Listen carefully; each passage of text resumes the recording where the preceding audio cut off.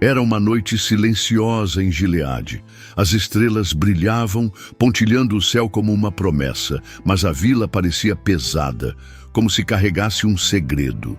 Foi nesse cenário que Jefté veio ao mundo, em circunstâncias que muitos preferiam sussurrar do que falar abertamente. Ele era filho de Gileade, sim, mas não de sua esposa. Jefté era resultado de uma relação com uma prostituta, um detalhe que desde cedo afetaria sua existência como uma mancha que não se apaga.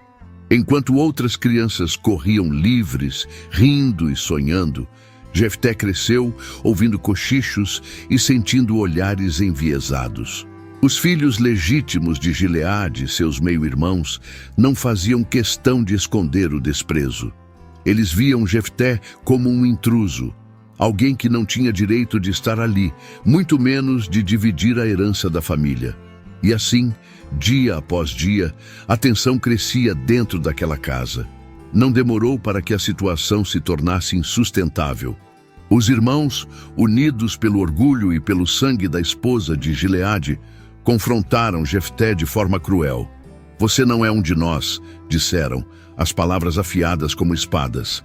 Não havia espaço para ele ali, não enquanto eles tivessem algo a dizer sobre isso. E então, como um peso desnecessário, Jefté foi descartado. Expulso de casa, teve que se virar sozinho, deixando para trás a terra que deveria ser sua também. Se você gosta de histórias e é fascinado por profecias e mistérios do fim dos tempos, não perca nosso e-book Bem-vindo ao Apocalipse. Pegue seu exemplar agora mesmo no link na descrição do vídeo. O jovem partiu, carregando não apenas seus poucos pertences, mas também a dor da rejeição e o peso de um futuro incerto. Ele se refugiou em Tobi, uma terra distante, onde ninguém se importava com sua origem. Foi lá, entre os rejeitados, que Jefté começou a encontrar seu lugar. Curiosamente, os desprezados o reconheciam como líder, mesmo que o mundo tivesse lhe virado as costas. Mas mal sabia Jefté que os caminhos do Senhor não são tão lineares quanto os do homem. Enquanto ele construía sua vida em Tobi, uma ameaça crescia em Gileade, algo que faria seu passado e seu presente colidirem de uma forma inesperada. A vida em Tobi era diferente, quase como uma terra onde o tempo se esquecia de passar. Ali, longe dos olhos vigilantes de Gileade, Jefté começou a se reconstruir. Ele não tinha mais a sombra de seus irmãos ou o peso de ser rejeitado. Em vez disso, encontrou refúgio entre os renegados, homens que, assim como ele, carregavam cicatrizes invisíveis de uma sociedade que os havia descartado. Esses homens, marginalizados e sem esperança, eram ladrões, mercenários, almas inquietas, mas havia algo em Jefté que os atraía. Talvez fosse sua força silenciosa ou o jeito determinado de carregar o fardo da vida sem se curvar. Aos poucos, aqueles homens se uniram a ele, formando um grupo. E no meio desse bando de rejeitados, Jefté emergiu como líder. Era curioso como Jefté se destacava, mesmo sem tentar. Sua liderança não vinha de gritos ou imposições, mas de um carisma bruto e autêntico. Ele conhecia a dor de ser deixado de lado e, de alguma forma, isso o conectava a todos os outros. Aos olhos do mundo, eles eram homens perdidos, mas juntos, sob a liderança de Jefté, eram algo mais. Havia uma unidade, uma força silenciosa crescendo entre eles. A reputação de Jefté começou a se espalhar. Ele não era mais apenas o filho bastardo de Gileade. Agora era um líder, respeitado e temido nas terras ao redor. Por onde passavam, deixavam uma marca. E assim, a vida em Tobi, embora dura, começou a dar forma ao homem que Jefté estava destinado a se tornar. Enquanto isso, em Gileade, a paz havia se tornado uma memória distante. Os amonitas, impiedosos e implacáveis, avançavam com força, devastando tudo em seu caminho. Suas incursões não eram apenas ataques, eram declarações de domínio, um lembrete de que estavam determinados a tomar a terra que há muito cobiçavam. As colheitas eram saqueadas, as aldeias queimadas e o povo, aterrorizado, buscava refúgio onde podia. O Conselho dos Anciãos se reuniu em meio à crise. Eram homens experientes, mas agora pareciam perdidos, incapazes de encontrar uma saída. A pergunta pairava como uma sombra sobre a reunião. Quem lideraria Israel contra os amonitas? Não era apenas uma questão de habilidade militar. Era preciso coragem, liderança, alguém que o povo respeitasse e seguisse sem hesitar. Enquanto os debates se estendiam, um nome começou a surgir. Um nome que para muitos era inesperado, quase um sussurro vergonhoso. Jefté. Ele estava longe, sim, vivendo entre renegados em Tobi, mas sua fama como líder forte e destemido havia cruzado as fronteiras. As histórias sobre suas vitórias e sua capacidade de unir homens desajustados chegavam a Gileade como um eco distante. Para os anciãos, a ironia era quase palpável. O mesmo Jefté que haviam ignorado e deixado partir agora era visto como a única esperança. Sem alternativas, eles decidiram procurá-lo. Homens foram enviados até Tobi, viajando por caminhos perigosos, guiados mais pela necessidade do que pela vontade. Quando finalmente encontraram Jefté, ele estava rodeado por seus homens, os olhos atentos, carregando a postura de um líder que sabia o valor da força. Quando os emissários de Gileade falaram pedindo sua ajuda, houve um silêncio pesado. Jefté os olhou como se pesasse cada palavra dita. Aqueles que o rejeitaram agora clamavam por sua liderança. Jefté permaneceu imóvel, encarando os anciãos de Gileade com um olhar que parecia atravessar suas almas. Havia uma tensão quase palpável no ar, como se até o vento tivesse parado para ouvir o que ele diria. Ele sabia quem eram esses homens. Reconhecia alguns rostos marcados pelo tempo, mas jamais esqueceria o papel que desempenharam em sua expulsão. O silêncio que se seguiu não era apenas pesado, era carregado de história. "Vocês não me odiaram?" Jefté perguntou, a voz firme, mas com um tom de incredulidade que fazia cada palavra ressoar como um golpe. "Não me expulsaram da casa de meu pai, me chamando de bastardo e dizendo que eu não tinha lugar entre vocês?" Os anciãos abaixaram a cabeça, sem coragem de encarar aquele que anos antes haviam descartado como algo sem valor. "Agora vem a mim, quando estão em perigo", continuou Jefté, com um tom carregado de ironia. "Agora querem que eu seja o vosso salvador?" As palavras pesavam, mas os anciãos não tinham escolha. Eles precisavam dele. Com humildade, admitiram seus erros, implorando para que Jefté voltasse com eles e liderasse Gileade contra os amonitas. Prometeram mais do que desculpas. Ofereceram-lhe a posição de comandante sobre todo o povo, um poder que jamais haviam cogitado conceder. Jefté não respondeu imediatamente. Ele sabia que essa proposta não era um simples pedido de ajuda. Era uma oportunidade que poderia mudar tudo. Mas Jefté não era mais o jovem rejeitado, cego pela necessidade de aceitação. Ele queria garantias e suas condições eram claras. Se ele voltasse, não seria apenas um líder temporário para lutar essa guerra. Ele seria o governante de Gileade, com a autoridade que antes lhe foi negada. Os anciãos concordaram, jurando em nome do Senhor que cumpririam sua palavra. Mas mesmo assim, Jefté sabia que essa missão não seria simples. Os amonitas não seriam derrotados apenas com promessas, e antes de tudo, ele precisava se preparar para enfrentar o inimigo, mas também o passado que continuava a persegui-lo.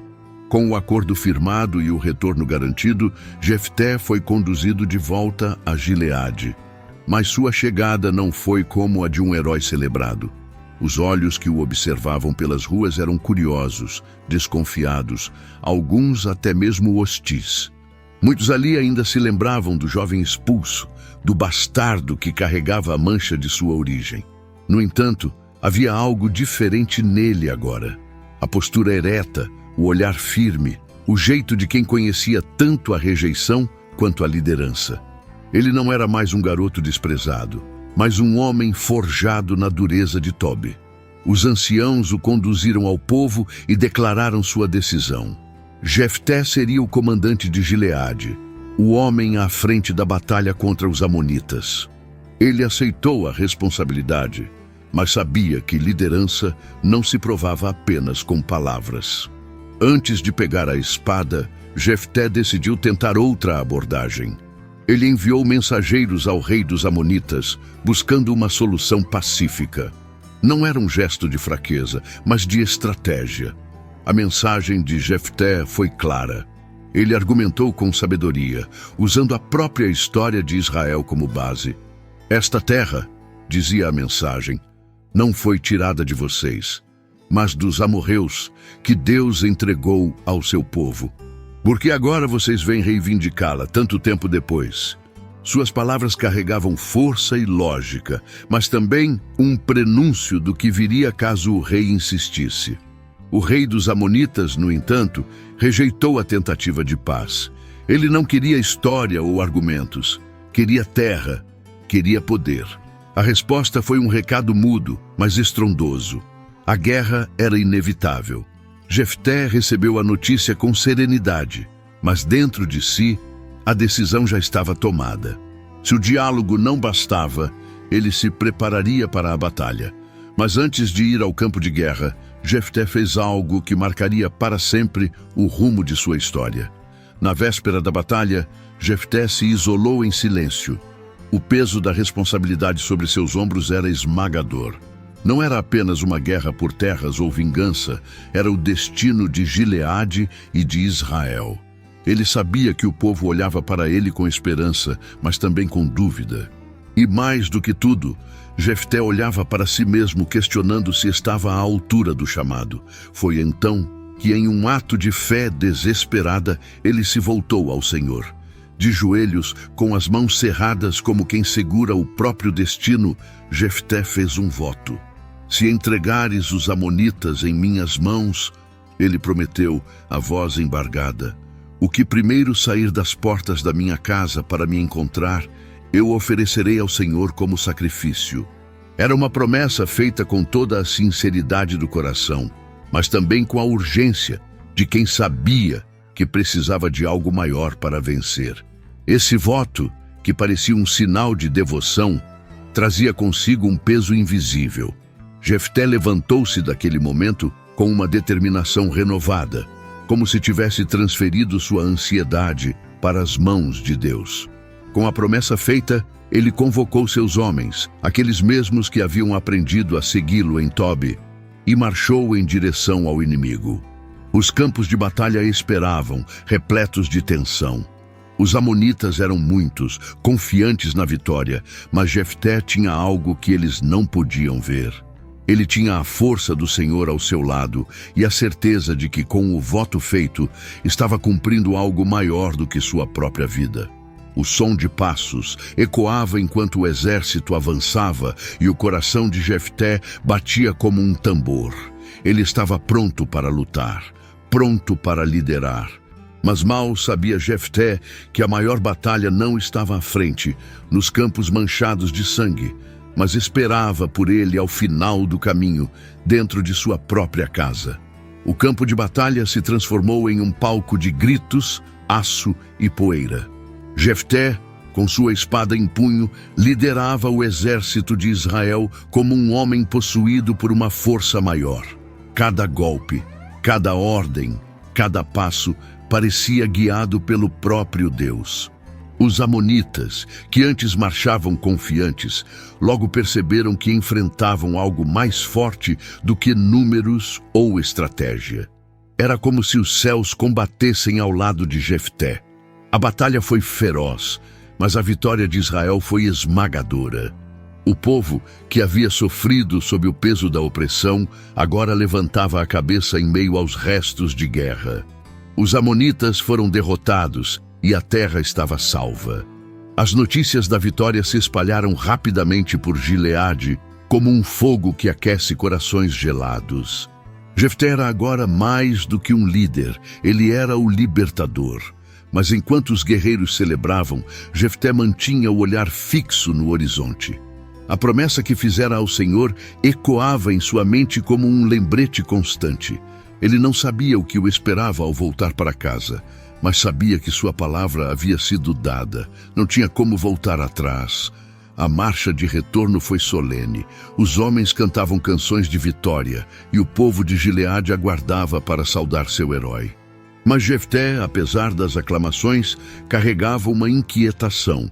Quem seria o primeiro a sair de sua casa para encontrá-lo? Ele sabia que um voto ao Senhor era sagrado, e mesmo a alegria da vitória não podia apagar o peso da incerteza. Quando finalmente chegou, avistou ao longe as portas de sua casa se abrindo. O que saiu correndo para encontrá-lo não foi um servo, nem um animal. Foi sua filha, sua única filha, dançando ao som dos cânticos de vitória, celebrando o retorno do pai. O sorriso dela era puro, a alegria contagiante, mas para Jefté, aquele momento caiu sobre ele como uma tempestade de dor. Ele sabia o que tinha prometido, e a realidade daquilo se ergueu diante dele como uma montanha impossível de escalar. Jefté sentiu o coração despedaçar-se ao ver sua filha correndo em sua direção. Ela dançava, radiante, como se o mundo inteiro estivesse em festa. Seus braços abertos, o rosto iluminado pela alegria de rever o pai. Era um momento que deveria ser de puro júbilo, mas para Jefté, cada passo dela era como um golpe, uma lembrança cruel do voto que ele havia feito. Quando ela chegou até ele, lançando-se em seus braços, Jefté caiu de joelhos, esmagado pelo peso da realidade. Sua voz, antes forte e confiante, agora era cheia de dor e arrependimento. "Filha minha", ele disse, com lágrimas escorrendo pelo rosto, "você me trouxe a maior alegria, mas também a maior aflição. Fiz um voto ao Senhor e não posso voltar atrás." A menina, ainda sem entender completamente, olhou para ele com olhos curiosos e preocupados. Quando a verdade foi dita, ela não gritou, não questionou. Sua expressão mudou, mas não para a revolta. Era como se ela também entendesse a gravidade da promessa feita ao Senhor. Afinal, ela era filha de Jefté, um homem de fé e honra, e aquelas virtudes estavam gravadas em sua alma. "Pai", ela respondeu com uma calma que parecia impossível para alguém tão jovem, "se você fez um voto ao Senhor, cumpra-o. Mas me dê apenas 2 meses para ir às montanhas e lamentar a minha virgindade, junto com minhas amigas." Havia uma pureza em suas palavras, uma aceitação que cortava mais fundo do que qualquer espada. Jefté assentiu, permitindo que sua filha fosse. Durante 2 meses, ela vagou pelas montanhas, lamentando não apenas a vida que não viveria, mas também o peso que seu pai carregava. Cada dia parecia um sopro de despedida, cada momento um prelúdio do que estava por vir. E então, quando o tempo terminou, ela voltou para ele, pronta para cumprir o destino que o voto de Jefté havia selado. Quando Jefté cumpriu o voto ao Senhor, o silêncio caiu sobre Gileade como uma cortina de luto. A dor pesava em seu peito como se o ar tivesse se transformado em pedra. A vitória contra os amonitas era incontestável, mas ninguém comemorava como antes. O sacrifício que ele fizera se espalhou entre o povo como uma história sussurrada ao pé do ouvido, carregada de respeito e tristeza. E embora ele tivesse cumprido sua promessa, não havia paz dentro dele. Mas a tranquilidade em Gileade durou pouco. A tribo de Efraim, conhecida por sua arrogância, não demorou a se aproximar com ressentimento e fúria. Eles cruzaram o Jordão em grande número, armados e determinados a cobrar uma dívida. "Por que não nos chamaste para lutar contra os amonitas?", gritaram ao se encontrarem com Jefté. "Agora queimaremos sua casa com você dentro." As palavras eram inflamadas, cheias de orgulho ferido, mas Jefté as ouviu com calma perigosa. Havia uma ironia amarga na situação. Quando ele havia sido expulso e humilhado, Efraim não se importou. Agora, após sua vitória, chegavam não para oferecer gratidão, mas para cobrar participação no triunfo. Jefté, que já conhecia bem o gosto da rejeição, não se curvaria a essa afronta. "Vocês não vieram quando precisávamos", respondeu com a voz firme como pedra. "Lutei porque não havia ninguém para nos salvar. E agora que o Senhor nos deu a vitória, vem até mim para reclamar como se tivessem direito?" O confronto verbal logo evoluiu para algo mais feroz. As palavras se transformaram em batalhas, e o sangue de irmãos começou a manchar o solo. Foi uma luta amarga, onde aqueles que deveriam se unir como povo escolhido se destruíam por orgulho e egoísmo. Jefté venceu novamente, mas cada vitória trazia um peso maior do que a anterior.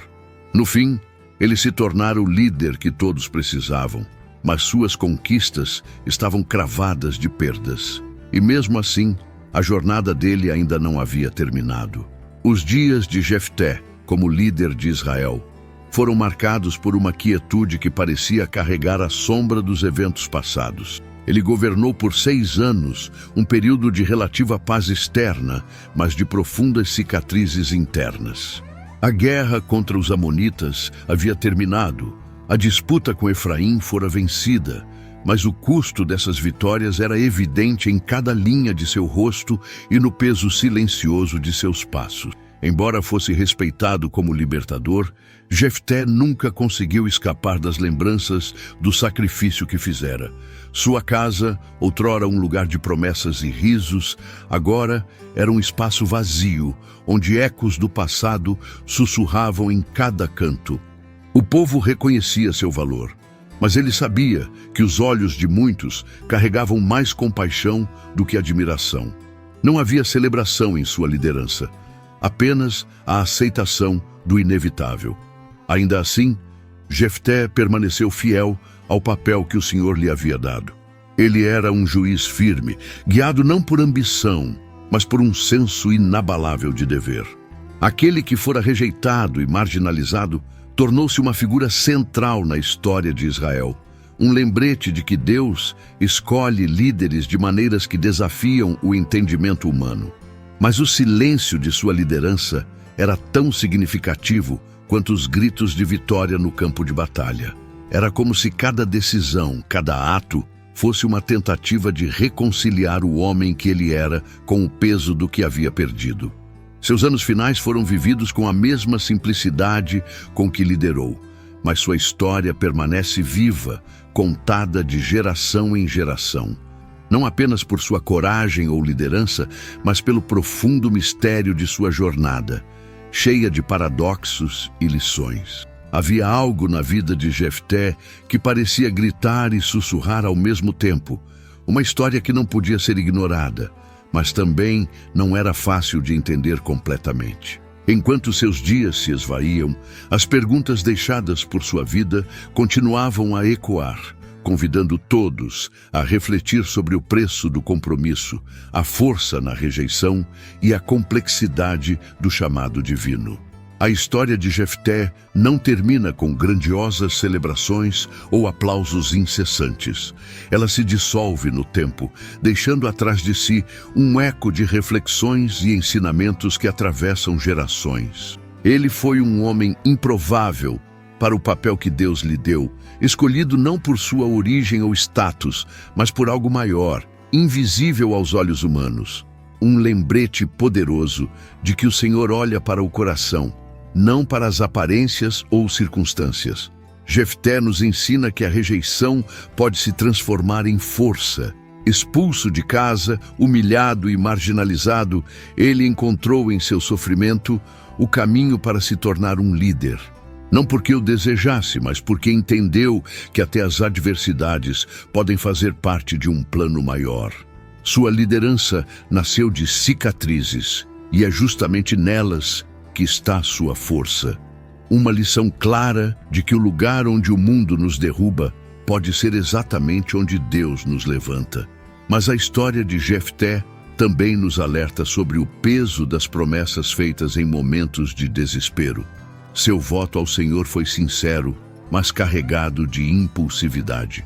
Ele nos mostra que até mesmo os compromissos mais bem-intencionados precisam ser feitos com sabedoria, pois têm consequências que podem transformar vidas para sempre.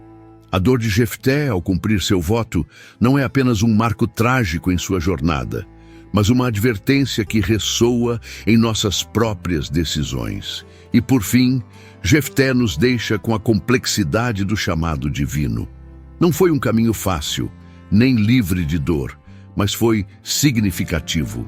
Sua vida é como um mosaico, com peças de triunfo, sacrifício e redenção, nos convidando a refletir sobre como respondemos ao que Deus coloca diante de nós. Enquanto sua história se encerra, as lições continuam.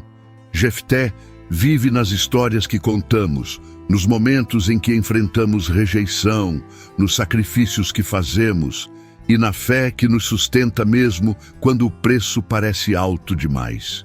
Ele nos lembra que em cada luta há uma oportunidade para confiar, aprender e crescer.